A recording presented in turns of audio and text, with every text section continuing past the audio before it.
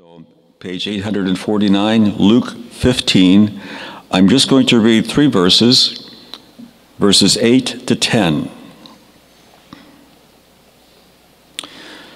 It reads thusly, "Or suppose a woman has 10 silver coins and loses one.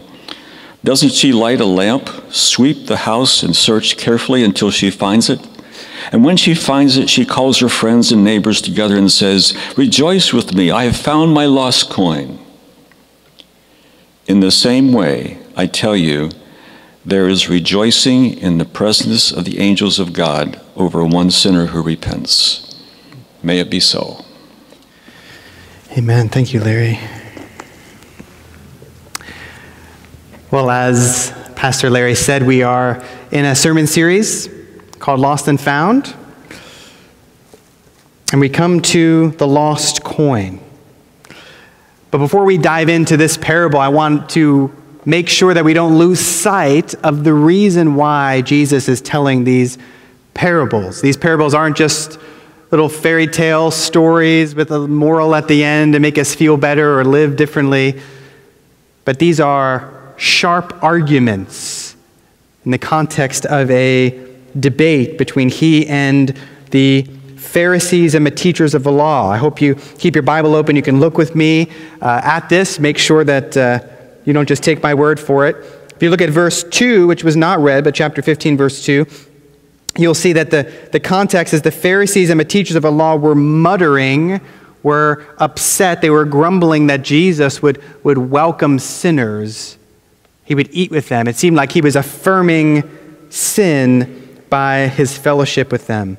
And as we talked about the last few weeks, in these stories, what Jesus is doing is he's tearing down a false paradigm that these Pharisees and teachers of the law had, and that many people, even perhaps some of us here, have about God.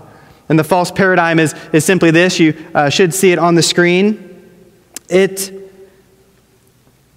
is that good people are saved and bad people are lost. If you're a good person, it means you are saved, you are found, but bad people are lost. And that is the assumption. But what Jesus is doing in telling these parables, he's bringing in a new paradigm, a new assumption, and that's this, that both good people and bad people are lost.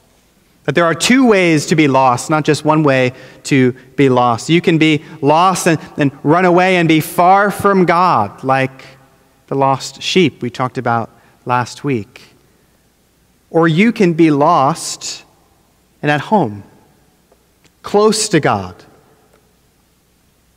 trying to earn God's approval with all of your good works. Both moral people, religious people, and irreligious, immoral people need Jesus, need his forgiveness and salvation, a relationship with him. And so this parable of a lost coin emphasizes that, and particularly it emphasizes, as we'll see this morning, God's value, his heart, his love for those who are lost. And so let's dive into the parable now. The first observation that you can see here from the beginning of verse 8 is you get a sense of God's economy. God's economy. It says that there is a woman that has 10 silver coins and loses one. 10 silver coins and loses one. This silver coin, it's called a drachma. One drachma is lost. And there's a debate among scholars how much a drachma really cost, how much it was worth in sort of the first century. But most scholars say that objectively, a drachma was not a lot of money. A poor day laborer would go out and do his work, and he would come home with a drachma, one day's wage for a poor laborer. But of course, if you are familiar with economics, with money, you know that finding the value of something, of money, is much more complicated than simply an objective number, right? So how much is a dollar worth, a U.S. dollar? Well, it's worth $1, But also we know with the exchange rates and the market and things that the value of a U.S. dollar fluctuates even every single day. It goes up and down as compared to other units of currency. And also, the value of something, it doesn't just depend on the economy and sort of on the exchange rates and all of that, but the value of something, of a dollar, really depends on who possesses that dollar. There's a story of a famous American banker, J.P. Morgan. He died in 1913, of course, the founder of J.P. Morgan Chase now. When he died, he had an estate estimated about $80 million at that time, about $1.2 billion today in today's money. But there was an even wealthier oil tycoon, of course, John Rockefeller. He's known as being perhaps the richest modern person in history, modern history. He was worth about $1 billion back in 1913, which would equal about $200 billion today. Imagine that wealth. He read the news about J.P. Morgan's death, and he said this. He said, "And to think he wasn't even a rich man." I saw recently someone overheard a conversation between two wealthy people. And the conversation between the two wealthy people at the restaurant, one person said to another, $4 million, $5 million, it doesn't really matter because you're still always going to fly commercial. The value depends on the owner who possesses. So the value of this coin is relative, right? Not just in the economy, but who has it. And so who has the coin in Jesus' story? Well, all we know about her, this hypothetical, suppose, verse 8, a woman. We don't know why she valued the coin. Maybe this woman was very poor, and even a day's wage for a low-skilled laborer would be very significant to her, and so she wanted to find it. Some scholars say perhaps it was sentimental in some way, that women of that day would make necklaces out of inexpensive coins, and they would keep them, and they would have sentimental value passed down through the family. But she had a special value for this coin. And when I think about myself, how often I drop some coins in the car, or even, $1 or two sort of wasted, or keep the change, that idea. But this little lost coin has all of this woman's attention and affection. And interestingly, as an aside, I didn't plan this, but it's how the Lord works, that rather shockingly in the first century, this woman in Jesus' story reflects God. Jesus identifies God in the first parable with a shepherd, a male shepherd, but here with a woman. It's helpful to remember that God reveals himself in masculine pronouns and grammar. He encourages and commands us to call him Father. Of course, Jesus coming to earth as a man. And yet, there are so many passages of Scripture where God takes on himself feminine attributes, right? God is spirit. So besides Jesus is human, male, but God the Father and God the Spirit does not have a gender, a sex, a spirit.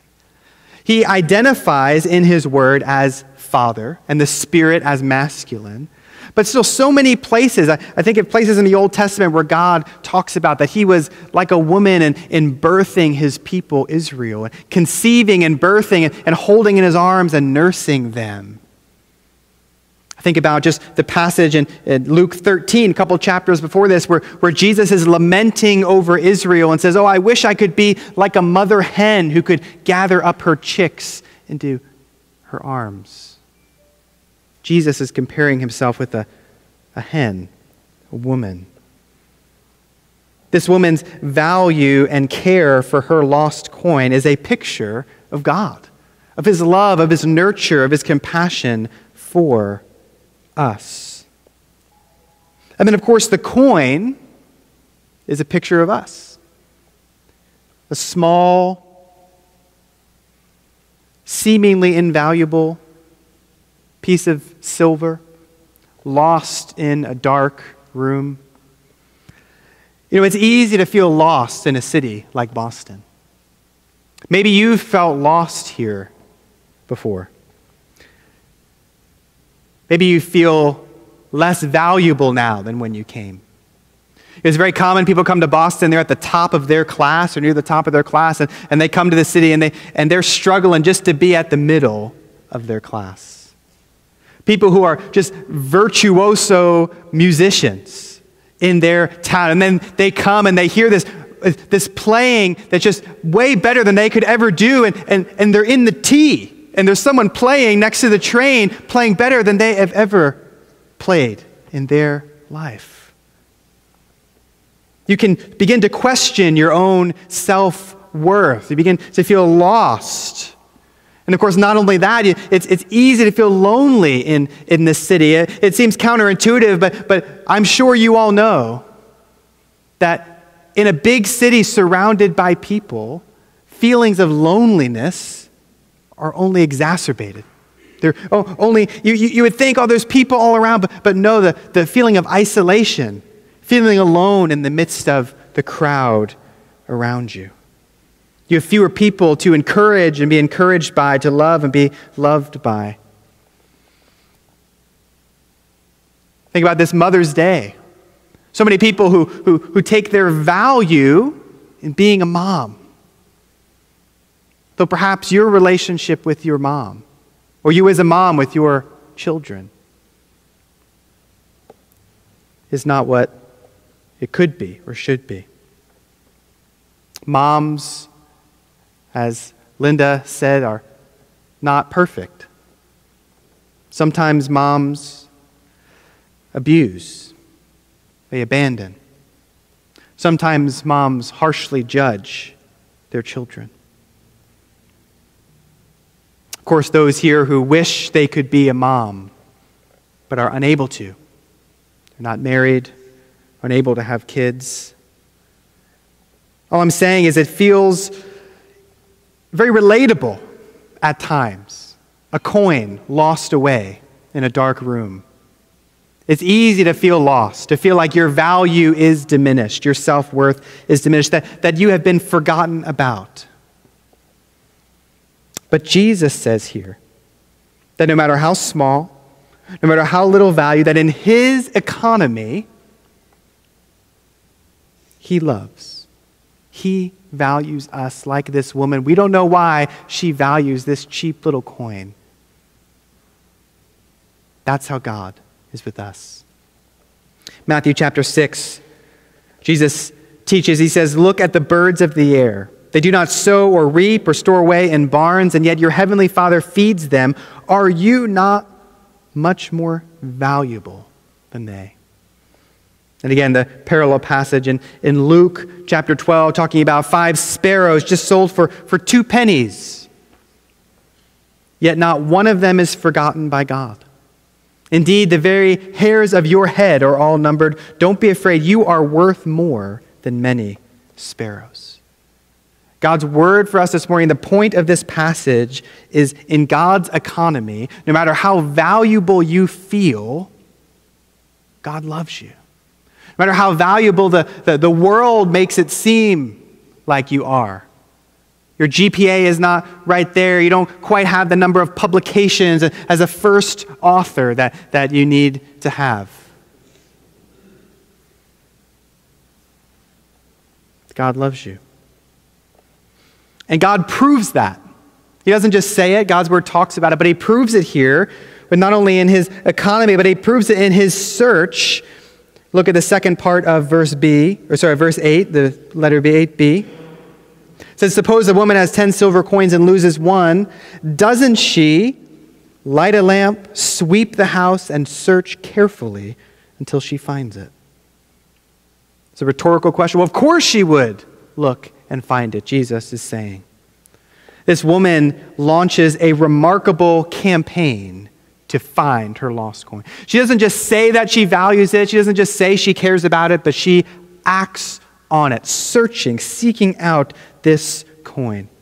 She lights a lamp. In the first century, probably because of the heat in the Middle East, the first century, the houses didn't have big windows. Often they were very small, just near the top of the ceiling. And so homes in first century Israel were quite dark. So if you're going to find something on the ground, you need to light a lamp. Then, of course, she sweeps up, and most likely there was straw and other things on the floor to make it easier to walk. And so she's cleaning and sweeping up all of the straw so she can find the coin. Of course, it says that she searched carefully, diligently, with great care. The picture here is of a woman giving herself completely to this task of searching. She doesn't just kind of look around in her spare time. She doesn't say she'll keep her eye out for it as she's going about her life. But no, she stops everything. A singular focus on finding this lost coin. This, Jesus says, is the heart of God for us. Not only that God values us, but he values us so much that he would go after us. In Acts chapter 17, the Apostle Paul is encouraging the Athenians to perhaps seek out for God. There's an altar to an unknown God, and Paul says, well, maybe you should seek out this unknown God that you're worshiping among all of these other gods. But interestingly, as Paul is saying that they should reach out to God, he says this, that God is actually not far from any one of us. That we can seek out God, but ultimately our seeking of God, perhaps your presence even here this morning, is evidence that God is seeking you. John chapter 6 says that God draws all people to Christ. God is drawing. And so that's why Luke says later in Luke chapter 19 that the mission, the purpose of Jesus is that the Son of Man came to seek and to save the lost. There's an intentionality, a purpose there. And friends, this is the gospel. That God would give up so much.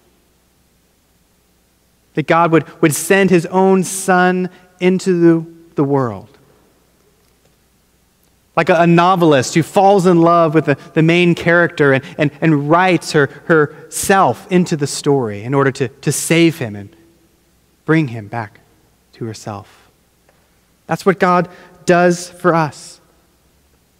God's word says that for God so loved the world that he gave his one and only Son to die on the cross for our sins, that whoever believes in Jesus will be forgiven.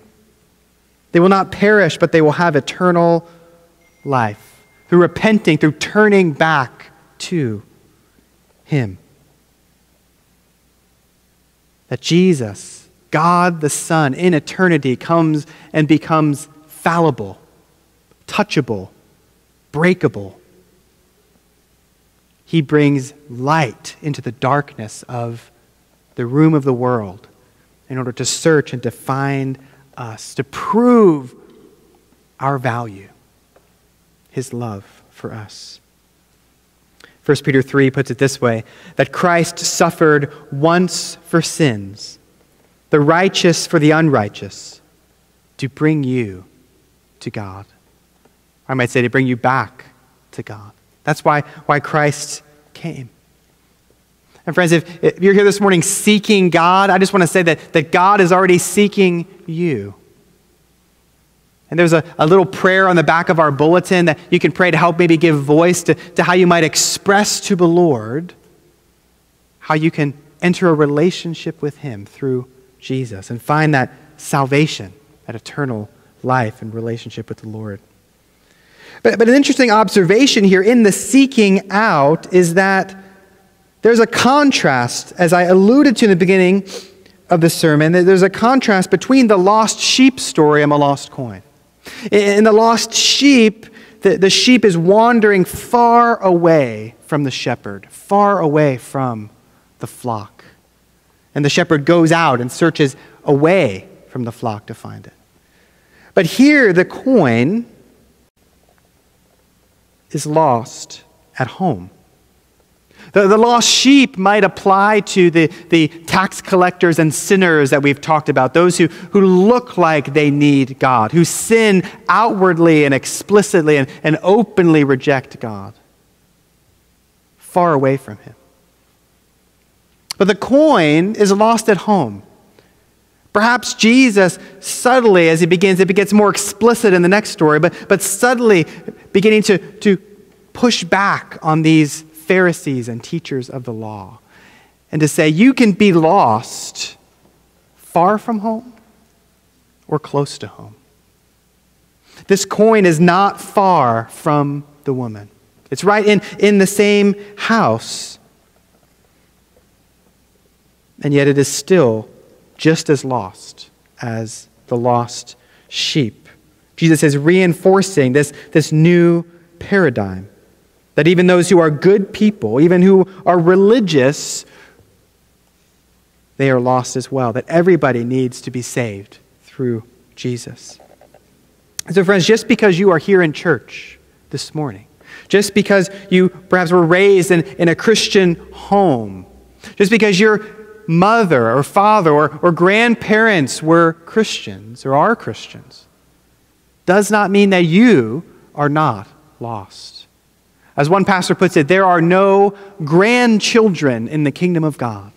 There are only children, sons and daughters. Each person is responsible before the Lord for their own faith. We need to be wary. We need to watch over our hearts. We need to not assume that we are found if perhaps we might be lost. This is why Peter writes in 2 Peter chapter 1, he says, "My brothers and sisters, make every effort to confirm your calling and election." Think about the verse in Proverbs that talks about watching over our hearts. Jesus says it's not what happens on the outside that defiles us, but what happens inside, that comes out of our heart that defiles us. That means that we can, like the coin, be very close to God. We can think that we are found. We think we're in the home, we're with the woman, and yet we are lost. This is really my own story. I grew up in the church. My mom was here this morning. My parents raised me in the church among God's people. I played saxophone on the worship team. Praise God, I'm not doing that this morning.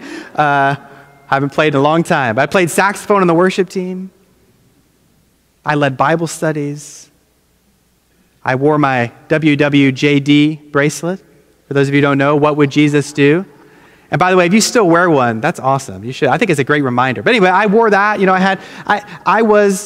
I knew more Christian culture songs than I knew non-Christian songs. I went to more Christian concerts of Christian music than I did non-Christian music. I was completely, I looked the part.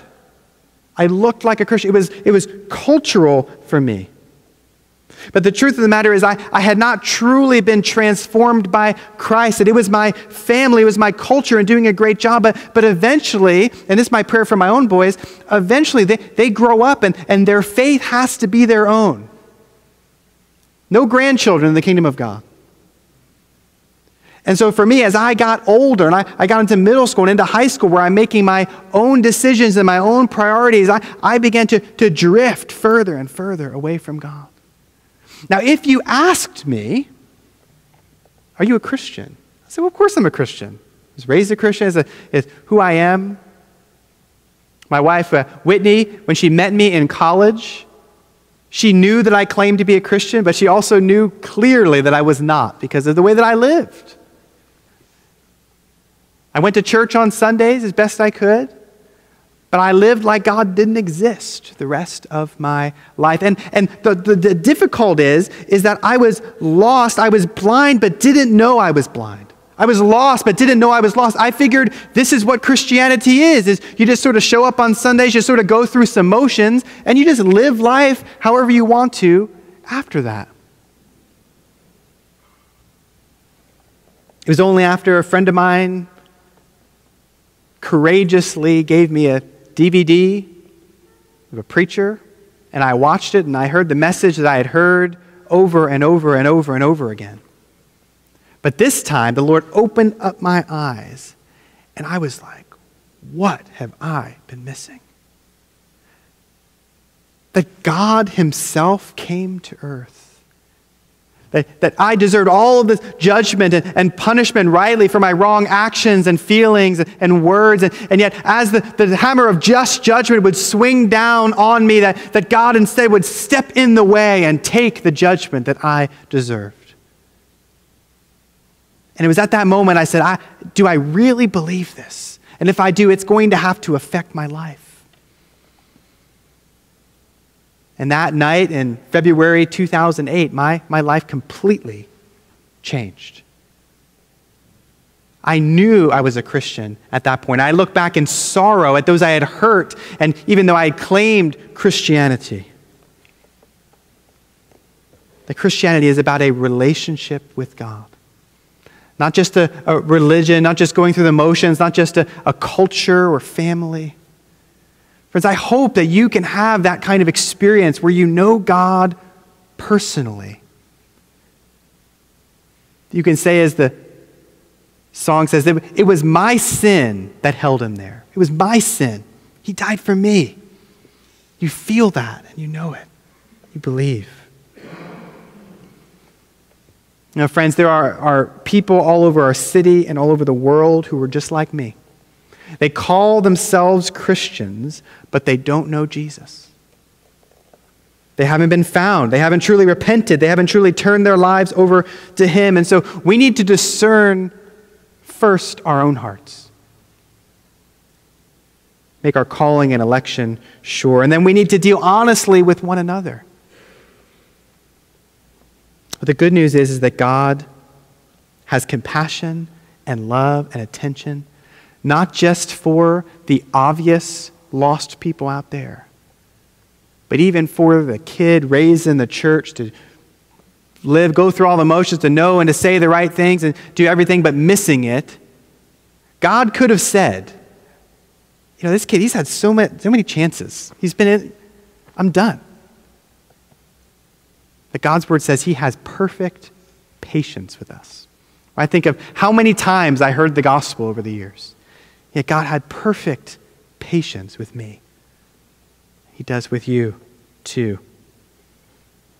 So God values us, and he doesn't just say it, but he does it. He seeks us out, and especially those who are religious, who are good people, but are still lost.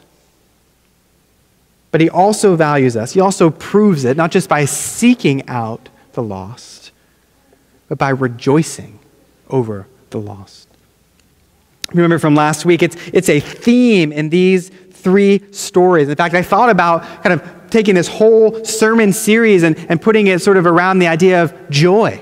Because you notice in the lost sheep that he finds the one sheep and he calls all of his friends and neighbors and says, rejoice with me. And you see here in the lost coin that she calls her friends and neighbors, verse 9, and says, rejoice with me. And then we'll get to the parable of the lost sons later, but there is a party, a rejoicing as well. And just like the woman rejoices in calling her friends and neighbors together, so also God rejoices when he finds the lost.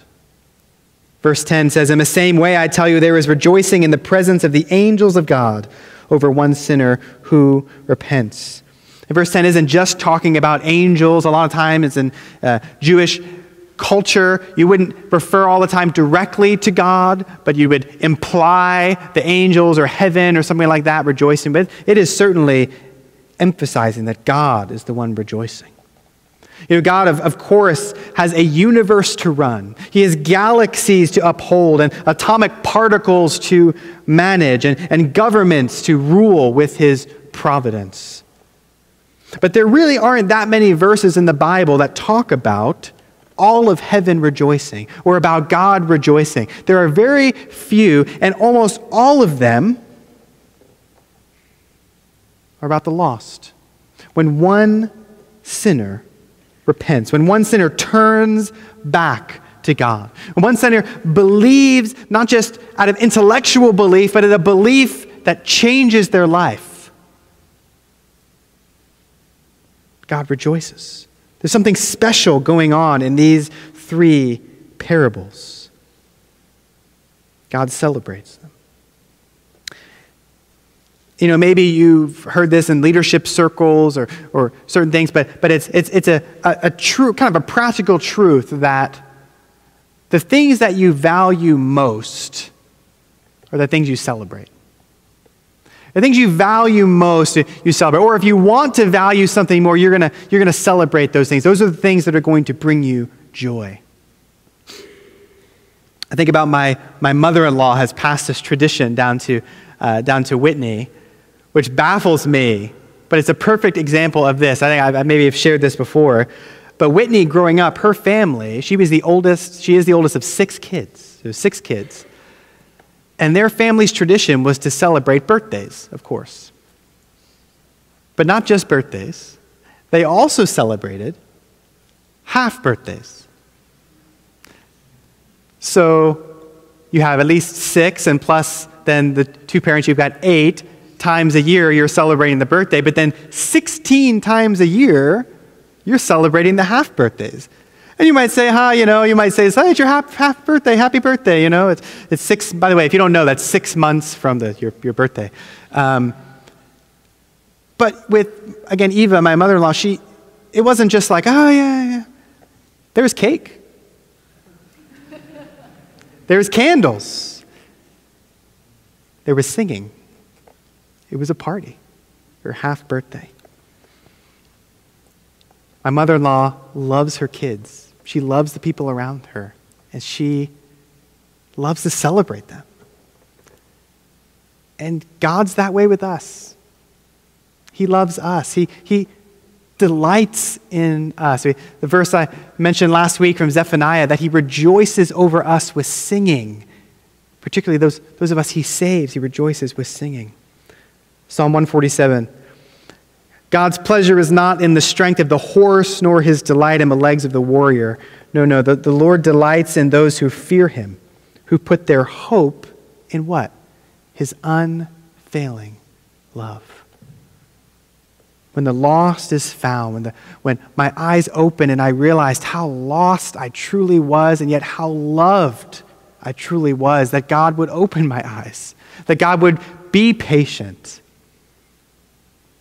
That is the God we worship.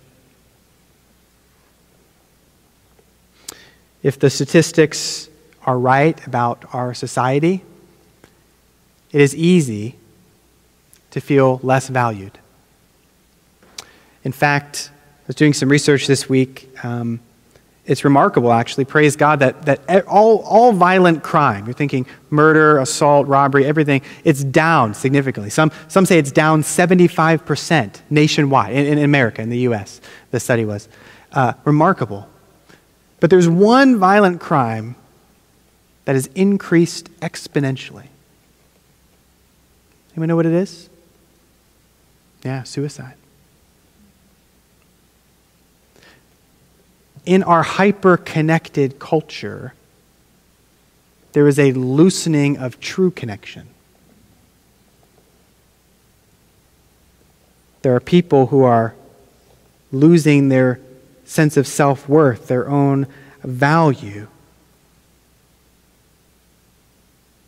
And God's word for us this morning is that he loves you. He values you enough to seek you out. And he sings, he rejoices over you.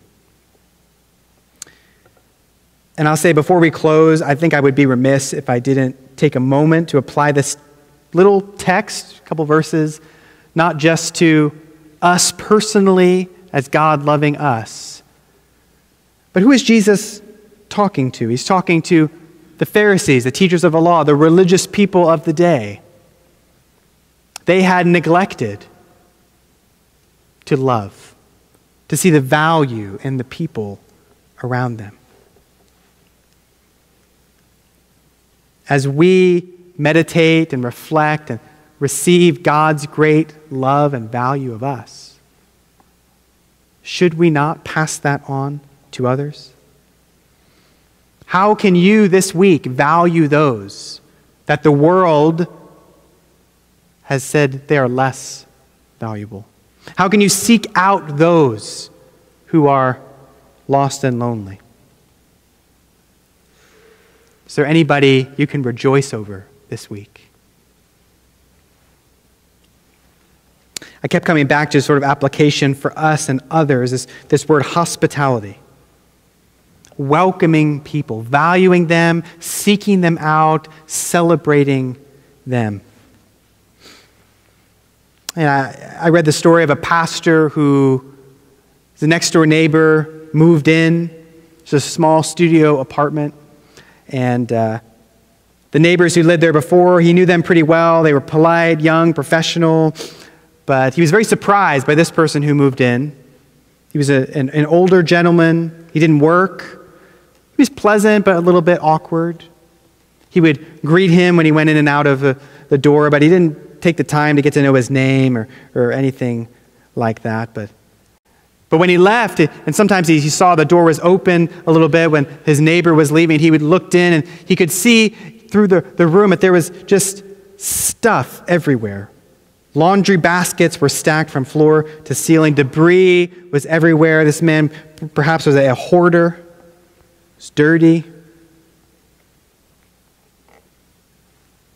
He said that they'd always wanted to hold a party for their floor, but they decided not to because they weren't sure how this guy would respond. And if they were honest, they didn't really want this guy to come because he was just so different and awkward.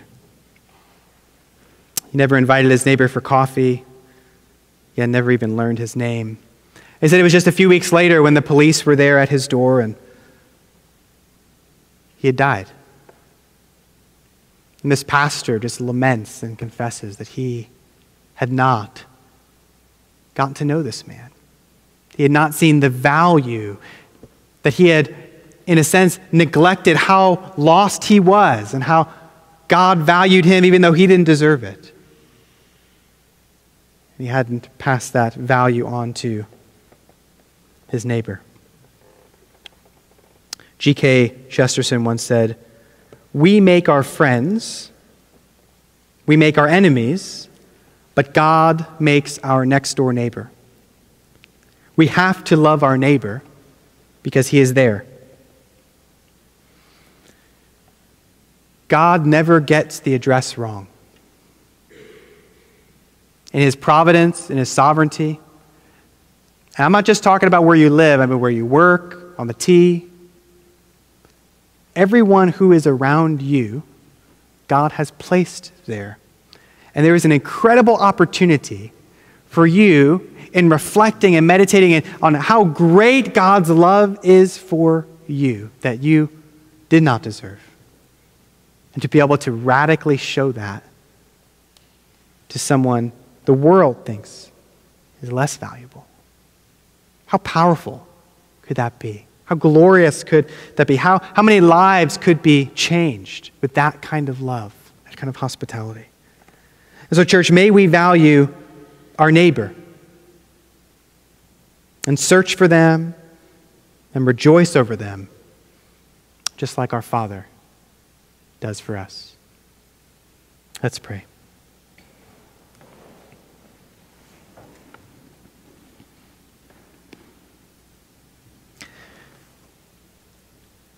Father, I thank you each Sunday during the confession prayer time where we're just reminded again, week after week, how broken we are, how deserving we are of judgment, of punishment, how many times we let you down, how many times we hurt others and offend you. And yet your perfect patience remains. Thank you for valuing us and for making us valuable by your love. Pray that we would know your love, that we would be found by you personally. This would be real, a real relationship with you. Pray that for everyone in this room, a real relationship with you. One that transforms us in every area of our life, especially in passing this radical love. onto those around us, our neighbors. In Jesus' name, amen.